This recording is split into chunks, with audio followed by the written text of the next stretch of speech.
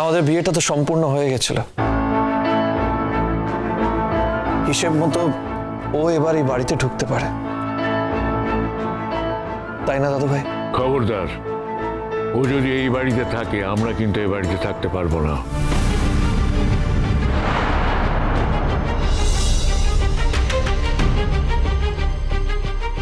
তোমরা এই বাড়িতে থাকবে না মানে? এটা তো তোমাদের বাড়ি, তোমরা তো এই বাড়িতেই থাকবে। আর তাছাড়া ও জোর করে এই বাড়িতে থাকতেই বা যাবে কেন? কি করবে তাহলে তুমি?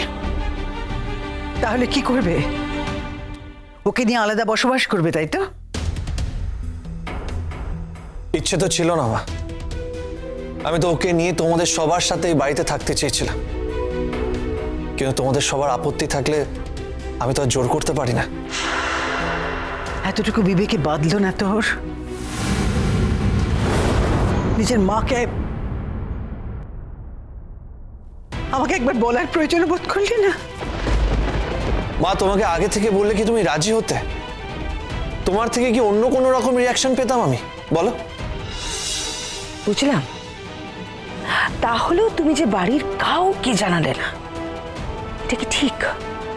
আমরা সবাই তো তোমার বিয়ে নিয়ে জড়িয়েছিলাম। তোমার কি একবার মনে হলো না যে আমাদেরও জানানোটা তোমার উচিত? হয়তো জানানো উচিত ছিল, নর্মাল কোর্সে হলে নিশ্চয়ই জানাতাম, আনফর্চুনেটলি জানাতে পারিনি। আচ্ছা তোমরা একটা কথা বলো তো, এতদিন ঝিল এই বাড়িতে ছিল, একবারের জন্য তোমরা ওকে বউ হিসেবে মেনেছো? ডিভোর্স দিতে যাওয়ার আগে তোমরা একবার আমাকে বলেছো যে সাক্ষ্য তোর একবার ভাবা উচিত? তোমরা কেউ কিচ্ছু বলোনি। রাধা ঝিল যাতে তাড়াতাড়ি ডিভোর্স আমাকে দিয়ে দেয় সেই জন্য ওকে 5 লাখ টাকা অফার করেছে।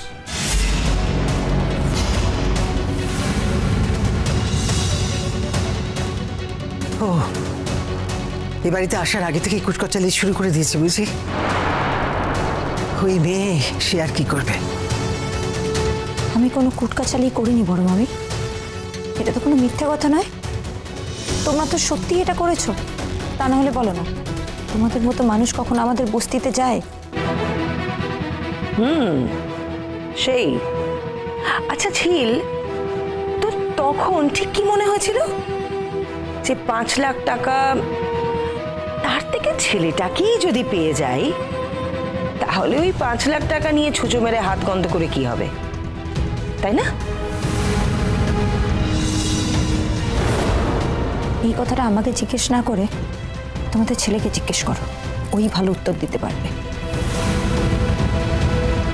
ঝিল, তুমি এই ব্যাপারে কোনো কথা বলো না, তুমি তো কিছু জানো না। এই ব্যাপারটা আমি জানি, আমি কথা বলবো। সরি টু সে মা, একটা কথা বলতে আমি বাধ্য হচ্ছি। তুমি অন্যায় করেছিলে মা। আর শুধু তাই নয়, চৈতি ওকে আবার বোনাস 1 লাখ টাকা দেওয়ার চেষ্টা করেছিল